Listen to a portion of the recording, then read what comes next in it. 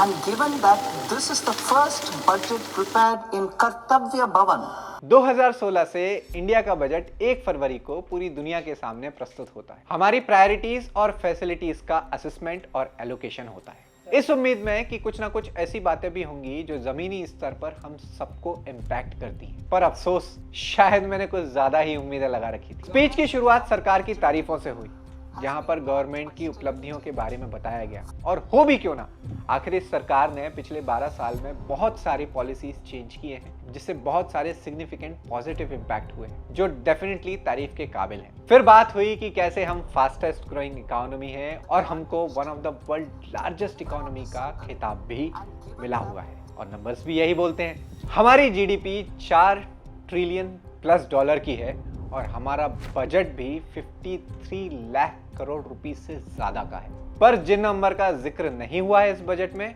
और वो भी इक्वली इंपॉर्टेंट हैं, उनमें से कुछ ये हैं। वर्ल्ड की 20 में से 14 मोस्ट पॉल्यूटेड सिटीज इंडिया में है। 50% से ज्यादा अर्बन पॉपुलेशन के पास में चलने के लिए फुटपाथ नहीं है। ज्यादातर शहरों में पब्लिक ट्रांसपोर्ट 30% से भी कम है, और म्युनिसिपल बॉडीज जीडीपी का 1% से भी कम कंट्रोल करती हैं। और ये वो नंबर हैं जो आप और मेरे जैसे आम आदमी की लाइफ में, डे टू डे लाइफ में मैटर करते हैं। चलिए कुछ डिटेल में देखते हैं। बजट 2026 में ट्रांसपोर्ट के लिए बजट एलोकेशन है 5,70,000 करोड़ के आसपास। बहुत बड़ी रकम है, एक्चुअली मिनिस्ट्रीज में सबसे ज्यादा। चलिए अब इसका ब्रेकडाउन देखते हैं। Road and highways infrastructure 3,10,000 crore, railways capital 2,77,000 crore, metro and rapid rail transition system in NCR area 2,200 crore. Public transport का शेयर इसमें अभी भी 30% से कम है, और वो भी सिर्फ मेट्रोस के लिए। नॉन मेट्रोस के लिए तो उसमें कोई प्रावधान दिख ही नहीं रहा। मतलब ज्यादातर देशवासियों के लिए अभी भी कोई रिलायबल ट्रांजिट सिस्टम नहीं है।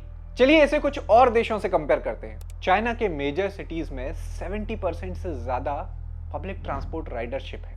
इसमें सब्सिडाइज्ड बसेस और मेट्रो नेटवर्क का सबसे ज्यादा यूज होता है। European cities like Paris, Berlin, Amsterdam, इन जगहों पर metro, public buses, tram, bike path, इनका सबसे ज्यादा यूज होता है। रोजमर्रा के ट्रांसपोर्ट में, कम्यूट में काम आता है। यहां तक कि वियतनाम जैसा छोटा देश भी अपने पब्लिक ट्रांसपोर्ट में ह्यूज इन्वेस्टमेंट कर रहा है, जबकि उनकी जीडीपी पर कैपिटा तो हमसे बहुत ज्यादा कम है।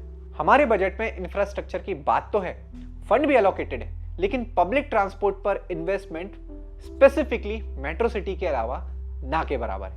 और पब्लिक ट्रांसपोर्ट सिर्फ बसेस या मेट्रो नहीं होता, इसका मतलब होता है walkable cities, last mile connectivity, safer commute ecosystem. एक बेहतर कम्यूट सिस्टम ना होने की वजह से लोगों को बाइक्स और कार्स मजबूरी में लोन पे भी खरीदने पड़ते हैं।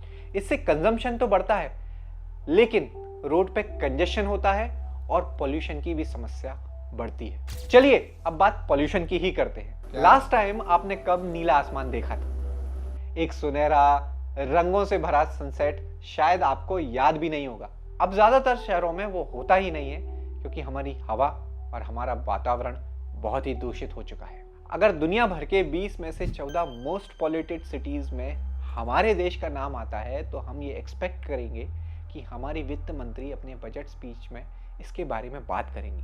इस पर कुछ सीरियस एक्शन होगा और कुछ नई पॉलिसीज के बारे में बात होगी। लेकिन सरप्राइजिंगली इसका कोई मेंशन तक नहीं था हमारे एफएम की बजट स्पीच में। पॉल्यूशन कंट्रोल के लिए सिर्फ 1,000 करोड़ का बजट एलोकेट हुआ है, जो कि पिछले बार के रिवाइज्ड बजट से भी कम है। जबकि पॉल्यूशन की बात कितनी ज्यादा ट्रेंडिंग है सोशल मीडिया पे, ये तो आप सभी देख रहे हैं। एक पॉल्यूशन कंट्रोल पॉलिसी बनाने की जगह और रिस्पॉन्सिबली उसको एग्जीक्यूट करने की जगह हमारी गवर्नमेंट अपने लिए एयर प्यूरिफायर्स खरीदने में लगी हुई है।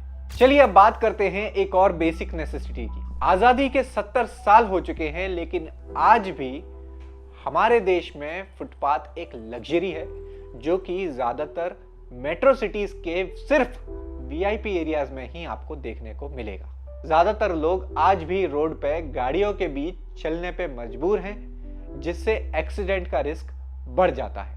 हमारे बजट में हाईवेज है, एक्सप्रेसवेज हैं, फ्लाईओवर्स हैं, लेकिन फुटपाथ का तो कोई जिक्र भी नहीं है। एज इफ पैदल चलने की तो कोई जरूरत ही नहीं है हमारे देश में। और उसके बाद स्कीम्स आती हैं, फिट इंडिया, हेल्दी इंडिया, लेकिन हेल्दी और फिट बने कहां? ना तो अच्छे पार्क हैं, ना ही फुटपाथ है जहां चला जाए। यूरोपियन कंट्रीज में पहले पेडेस्ट्रियन को, फिर साइकिलिस्ट को और उसके बाद फिर कार्स या बाइक्स को प्रायोरिटीज दी जाती हैं। लेकिन इंडिया में पहले वीआईपी निकलेगा, उसके बाद कार वाले निकलेंगे, उसके बाद बाइक वाले भी निकलेंगे, और उसमें अगर कोई पैदल आदमी जाना चाहे तो उसको अपनी जगह बनानी पड़ती है, अगर जिंदा बच जाए तो। अच्छा इंफ्रास्ट्रक्चर सिर्फ अच्छी रोड से नहीं, उसके साथ footpath, bus stops, traffic signals and lane marking से बनता है, जो शायद हमारे प्रोग्रेस की डेफिनेशन का हिस्सा ही नहीं है। इसीलिए जब भी आप किसी मिनिस्टर से डेवलपमेंट की बात करेंगे तो वो ये तो जरूर बताएगा कि कितने किलोमीटर हाईवे पर डे बन रहे हैं, लेकिन वो ये नहीं बता पाएंगे कि उसके साथ कितने फुटपाथ बन रहे हैं, कितने बस स्टॉप्स बन रहे हैं या कितने सिग्नल बन रहे हैं, क्योंकि ये उनके लिए डेवलपमेंट का पार्ट है ही नहीं, या किसी ने ये उनको बताया ही नहीं।